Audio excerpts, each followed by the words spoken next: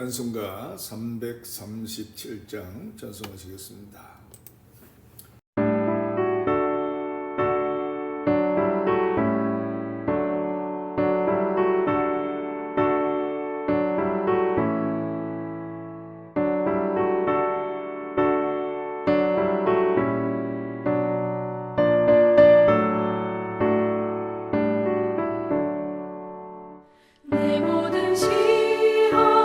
무거운 짐을 주 예수와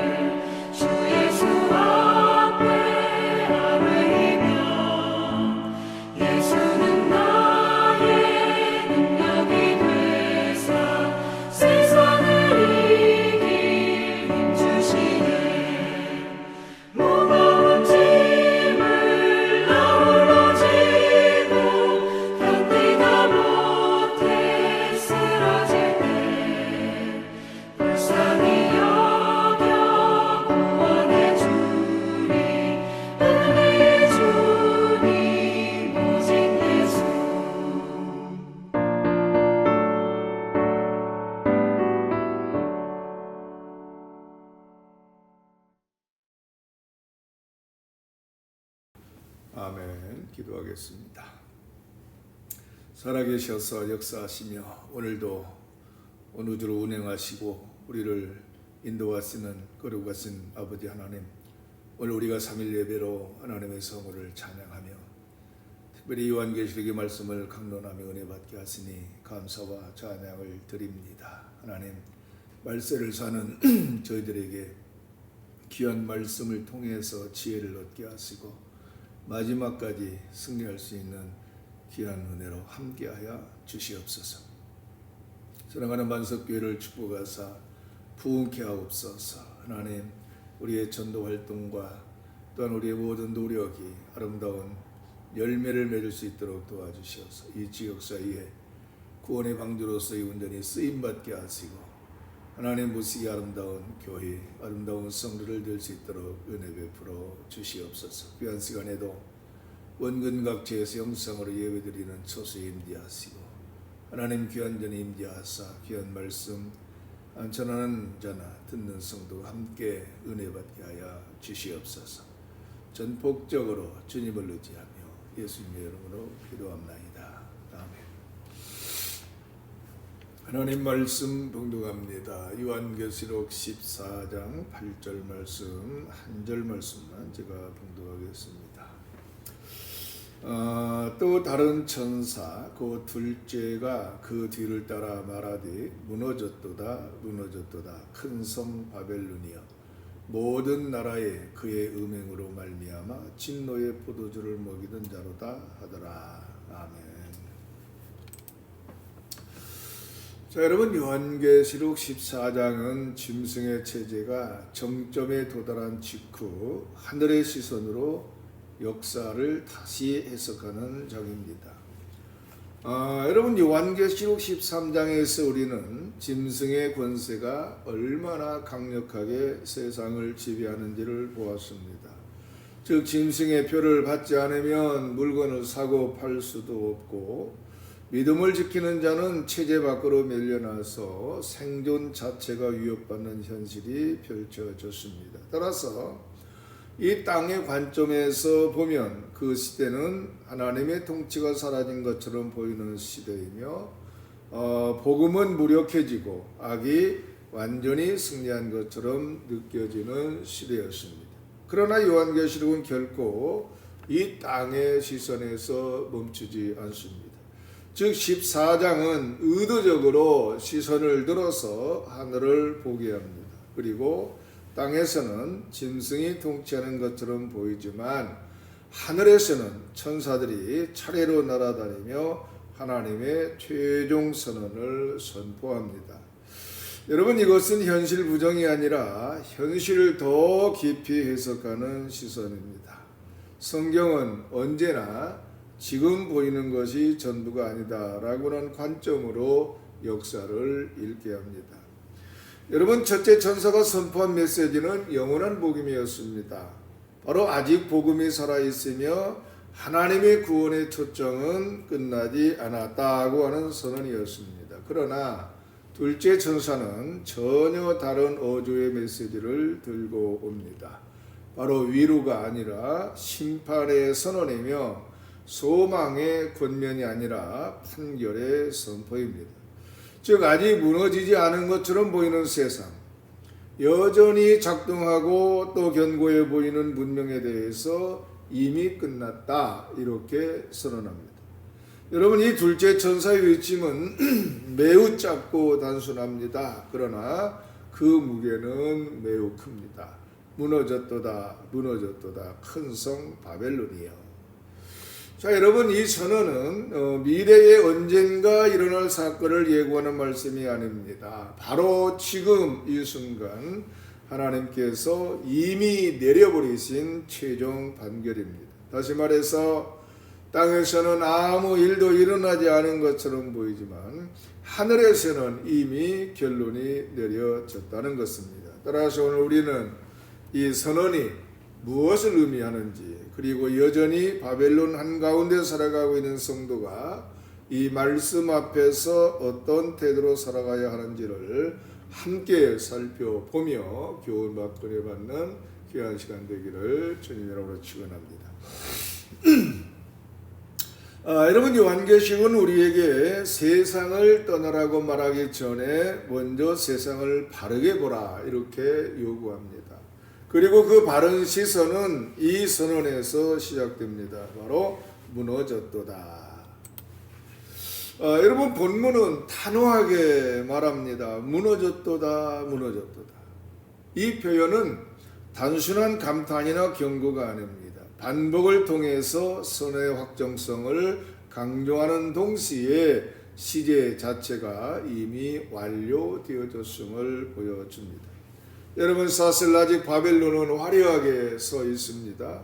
경제는 돌아가고 문화는 확장되고 권력은 유지되고 있습니다. 따라서 인간의 눈으로 보면 바벨론은 전혀 무너지지 않았습니다. 그러나 하나님의 선언 속에서는 이미 과거형입니다. 바로 이것이 요한계시록이 우리에게 제공하는 가장 중요한 관점의 전환입니다.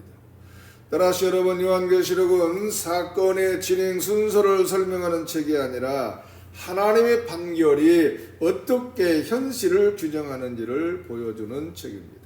하나님의 말씀은 현실을 따라가지 않습니다. 바로 현실이 하나님의 말씀을 따라옵니다.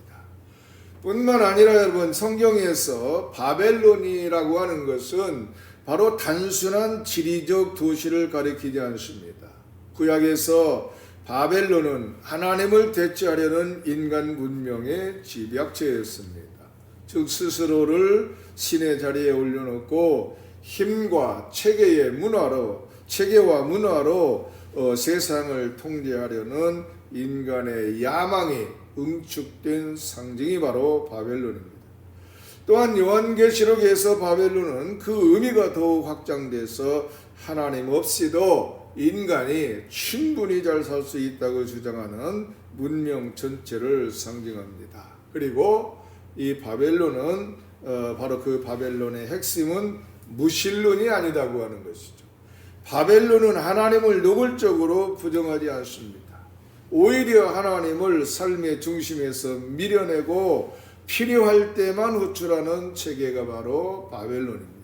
즉 경제가 신이 되고 문화가 기준이 되며 권력이 안전을 보장하는 것처럼 작동합니다. 인간의 능력과 시스템이 궁극적 신뢰의 대상이 되고 하나님은 선택사항으로 전락합니다. 그런데 이 체계는 매우 안정적으로 보인다고 하는 것이죠.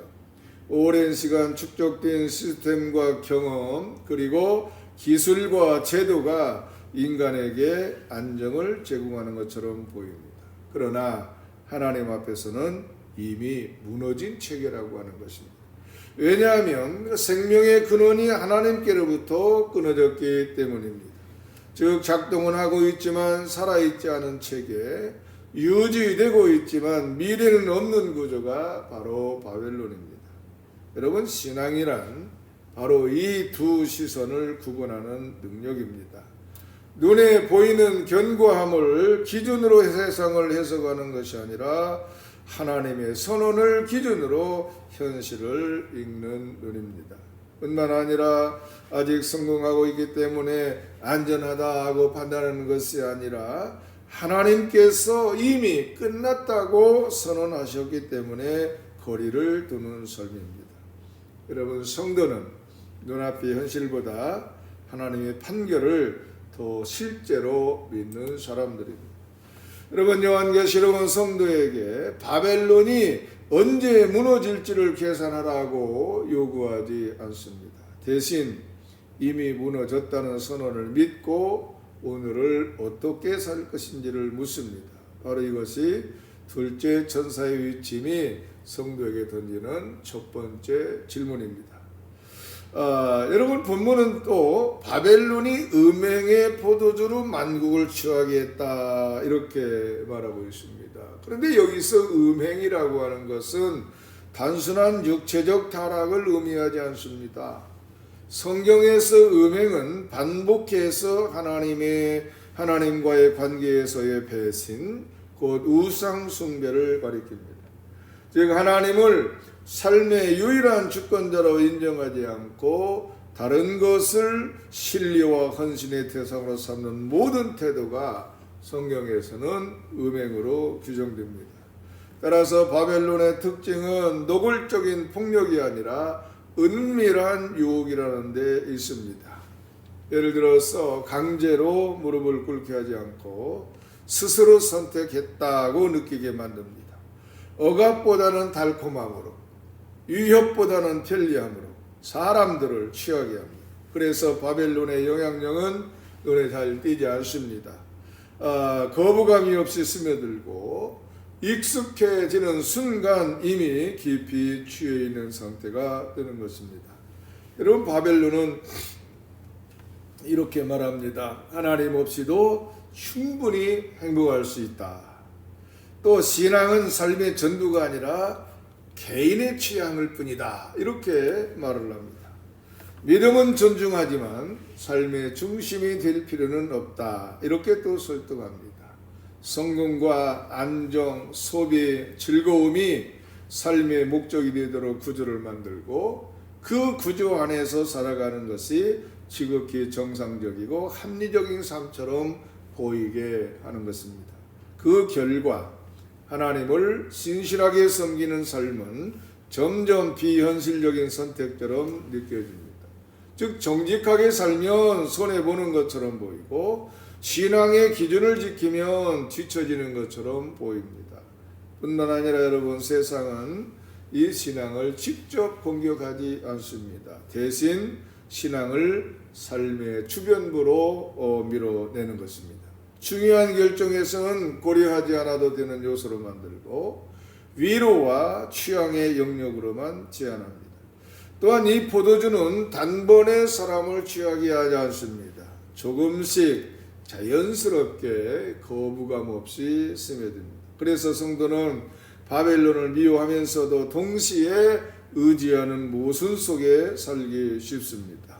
그래서 말로는 세상을 경계하지만 실제 삶에서는 세상의 기준에 따라서 안전을 계산하고 미래를 설계합니다. 하나님을 믿는다고 고백하지만 결정의 순간에는 바벨론이 제시하는 논리를 더 신뢰하게 되는 것입니다. 바로 이 지점이 바벨론의 가장 위험한 점입니다. 즉 신앙은 유대주의지만 가치 기준은 세상과 동일해지고 예배는 드리지만 삶의 결정은 바벨론의 논리를 따르게 됩니다. 그래서 겉으로 보면 신앙을 버린 것이 아니기에 스스로 안심하게 되어지는 것이죠. 그러나 성경은 이것을 취한 상태로 봅니다. 의식이 완전히 사라진 것이 아니라 분별력이 흐려진 상태입니다. 따라서 바벨론의 포도주는 성도를 무너뜨리기보다 서서히 잠들게 한다는 것이죠. 그런데 여러분, 둘째 천사의 선언은 아직 직접적으로 떠나라는 명령으로 이어지지는 않지만 이미 방향은 분명히 제시되고 있습니다. 즉 이 바벨론은 고쳐서 쓸 수 있는 체계가 아니라 근본적으로 하나님을 배제한 구조이기 때문에 떠나야 될 체계인 것입니다. 또한 성도는 아직 바벨론 안에 살고 있지만 이 바벨론에 속한 존재는 아닙니다. 바로 이 긴장은 신약 성도의 정상적인 위치이며 피할 수 없는 현실입니다.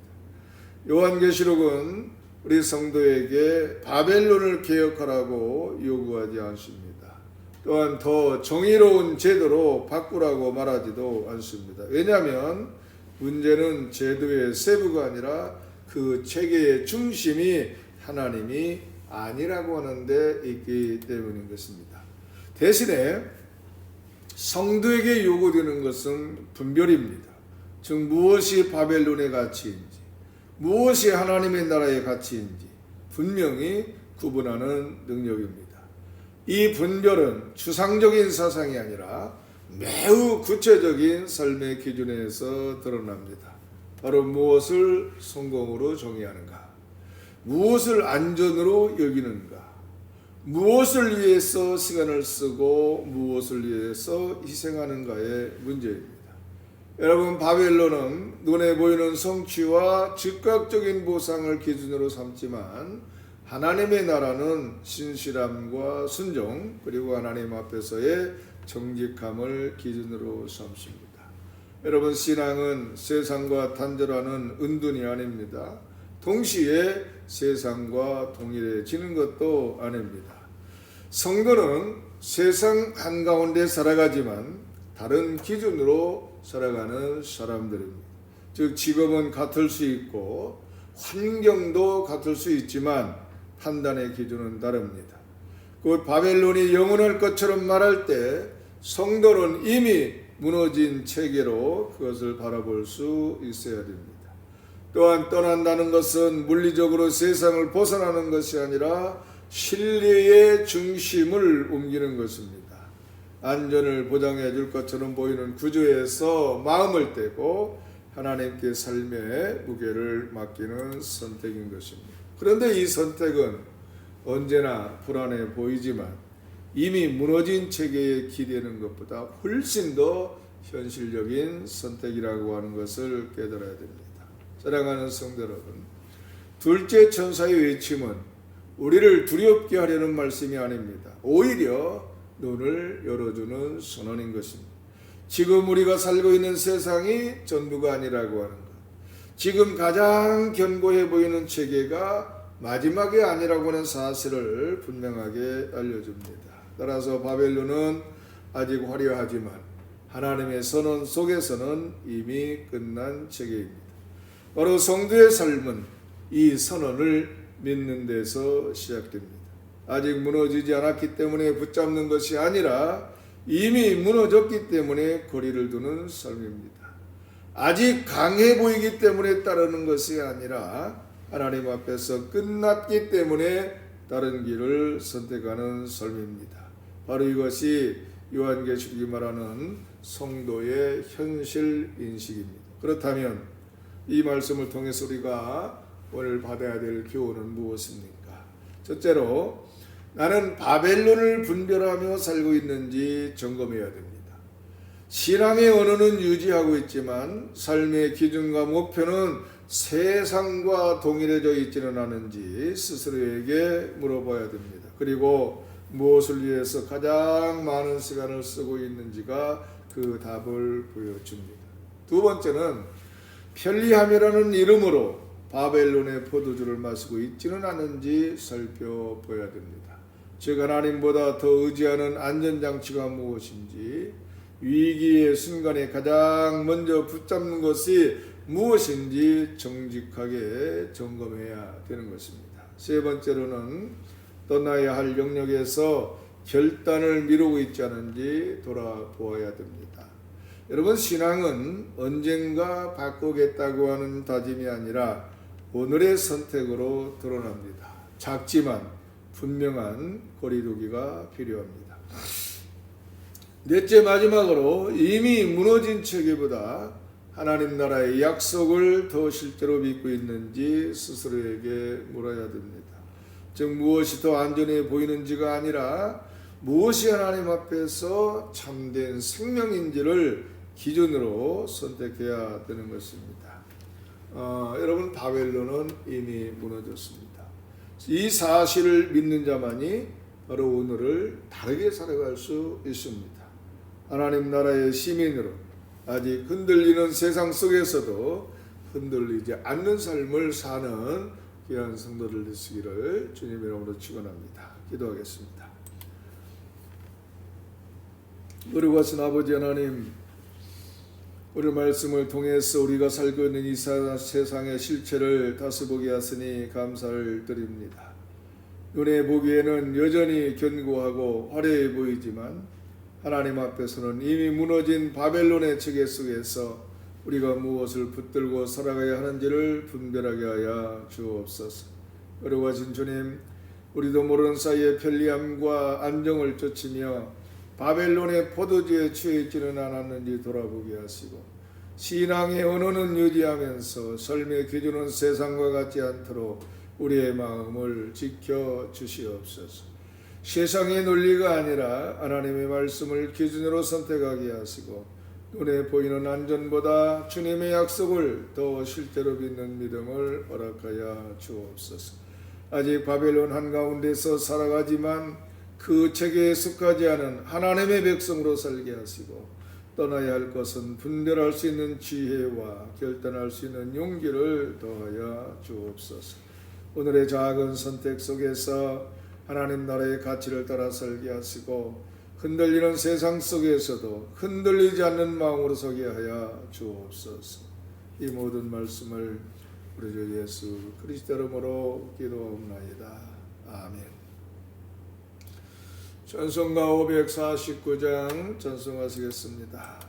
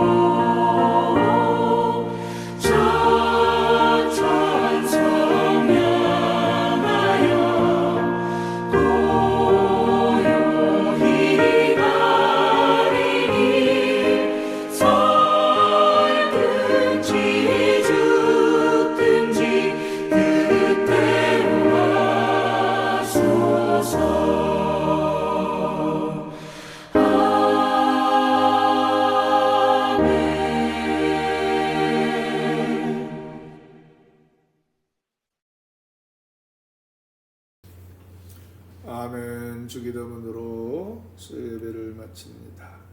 하늘에 계신 우리 아버지여, 이름이 거룩히 여김을 받으시오며 나라가 임하시오며 뜻이 하늘에서 이루어진 것 같이 땅에서도 이루어지이다.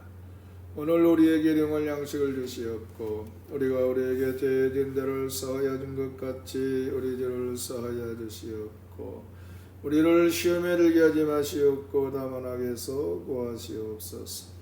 나라와 권세와 영광이 아버지께 영원히 있사옵나이다. 아멘. 수요예배를 마칩니다. Go now, as you are, or as you wanna be. Are you ready? Are you ready?